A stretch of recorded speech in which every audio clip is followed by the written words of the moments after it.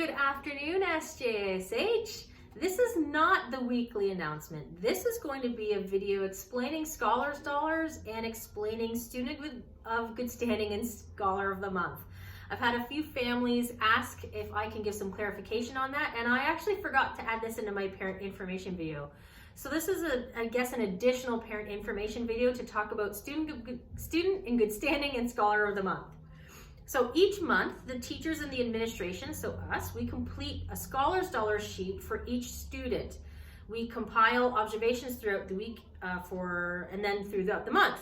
Students are assessed and assessed on attendance and punctuality, uniform, homework completion, academics, community and leadership in the class and the school, and then for respect for peers, adults, and property. Now for academics specifically, we aren't looking at how high the student's mark is. They're not going to get extra marks for high marks, although that's really great. We're really looking at the academic effort that somebody is putting in. So we could have a student that's potentially sitting in the 60s, but because they're putting in the effort and they're giving their best, they might get full marks for that particular category of academics. At the same time, I might have a student who's sitting in the 80s, but is just kind of hanging back and not really pushing themselves. There's no real drive or desire, and so therefore they might not get full marks in the academic category. So academics is something that is much more about the effort involved than it is about the actual mark.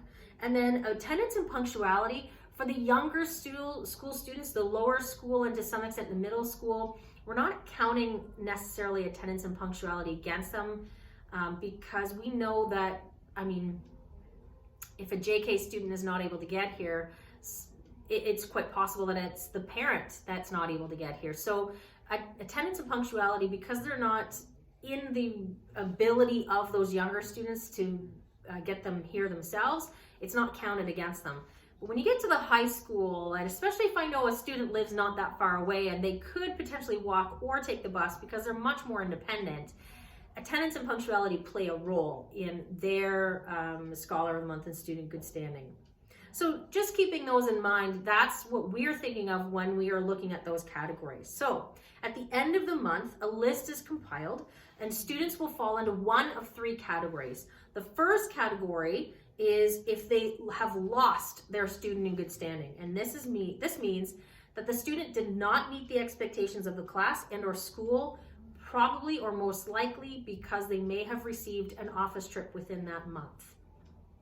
The next category is a student who has maintained their Student in Good Standing, which means the student has met all of the expectations of the class and of the school. So they're doing an excellent job and they're meeting all of our expectations. And third, achieving Scholar of the Month, which is the student has exceeded our expectations of the class and or the school in one or more ways. So for students in good standing, each month, every student essentially begins as a student in good standing. Maintaining student in good standing means that the student is meeting these expectations of the classroom and the school. They are attending class regularly, keeping up with their academics, respecting peers, adults, and their property. This also means that the student has not received an office trip during the month. High school students who maintain student good standing status are continuing to be permitted to sign out and leave at lunchtime. They're allowed to leave school property at lunchtime. A Scholar of the Month. So when a student achieves Scholar of the Month, it means that the student has succeeded in maintaining their student good standing, and in addition, the student has excelled at completing homework, pushing their own academic potential, and or have gone above and beyond in terms of class and school community and leadership and respect. And so that student would have received Scholar of the Month.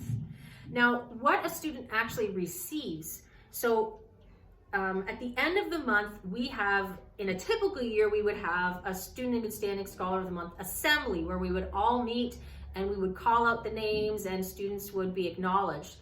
We're not doing that this year, but what we are doing is calling them out over the PA system. So Mr. Hall calls out the names of the students who have maintained and continue to keep their student in good standing, and the Scholar of the Months are who I call out, and those students receive a certificate stating that they have received Scholar of the Month. Now, both Student Good Standing and Scholar of the Month, the Monday after they are announced, those students get to have a Civies Day on the following Monday. So whenever we have Students Good Standing, Scholar of the Month assembly, or not assembly, but announcements, I will also be posting that out to you through the email so that you can see if your child is on there. Now, I apologize in advance, sometimes a child gets left off. So if you don't see your child's name on there and you know they didn't have an office trip or have a rough month, please just give us a call or an email. It is quite possible that for whatever reason they may have been accidentally left off the list.